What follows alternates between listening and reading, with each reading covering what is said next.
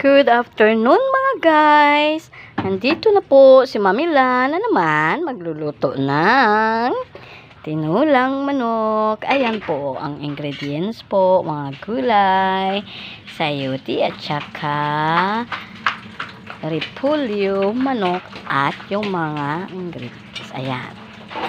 Ayan mga guys, nandito na nagpapakulo na po ako. Magigisa na po ako. Andyan na po ang oil. Ayan mga guys ha. Kuha tayo ng ang hirap mga guys pag ako lang mag-isa ang nag-vlog, walang humahawak na ng camera ng cellphone. Okay mga guys, ilalagay na po natin ang mga panakot. Okay, panakot sa burongga. Yan. Ayan mga guys. Tapos mga guys, yung manok ang ilalagay. Ayan, ayun na mga guys, ang manok. Tapos mga guys, syempre mga guys, kasi matagal yung maluto ang sayote ang next nating ilalagay. Okay. Ayan mga guys, sayote na. Sayote na mga guys. Okay. Ayun mga guys, tapos na ang sayote. Lalagyan na natin ng tubig mga guys. Ayan. Kuha tayo ng tubig mga guys. Ako mga guys. Ayan ha.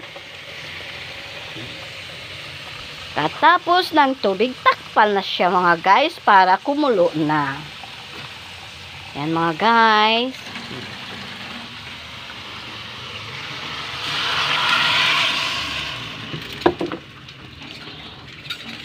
Yan. Yan naman ang kanin mga guys.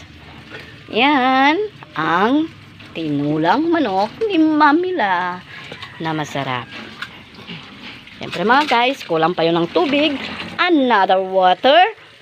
Siyempre, tinula mga guys, dapat maraming tubig. Para humigop ng sabaw, para pawisan. Yan. Diba mga guys? Masarap kumain pag tinulang manok ang yung ulam. Ayan mga guys.